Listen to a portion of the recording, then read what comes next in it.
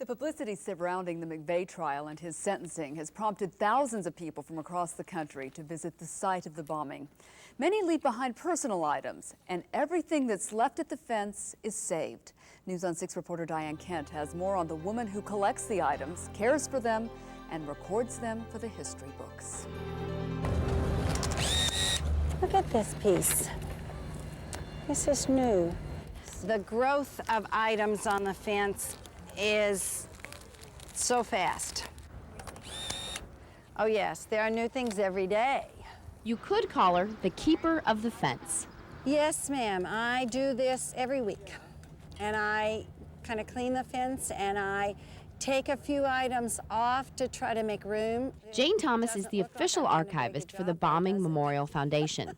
She visits the site once a week, cleaning up and collecting things.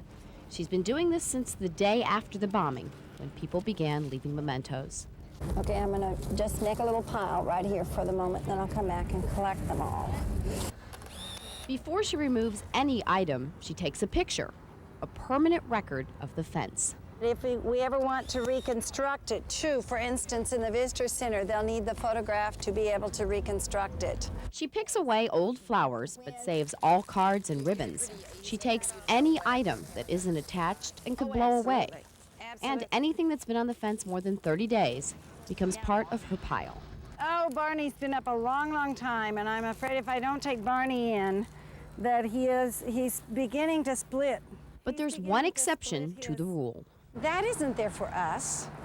That's there for Paul. And, you know, until somebody says take it in, that's here for Paul. We don't take items from the fence that specifically belong to a family or survivor until we are told it's okay. No matter how long they're there, and if they completely deteriorate there, they're there for the site and for the healing for the family or survivor. Thomas has spent countless hours looking at pictures and poems, personal items for people she never met. I don't know, sometimes I feel like I'm intruding, and sometimes I feel like I'm part of the family with them. Where are you all from? Oh, Tulsa. Tulsa?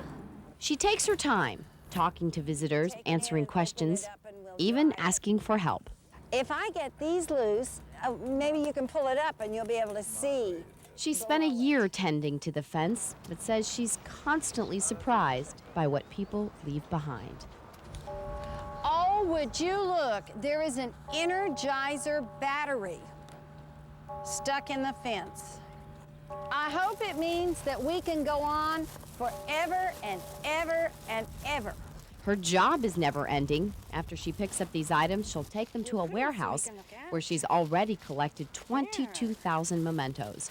Her goal is to preserve the items and make sure there's room for everything that everyone leaves at the fence. And I think we can get this all together.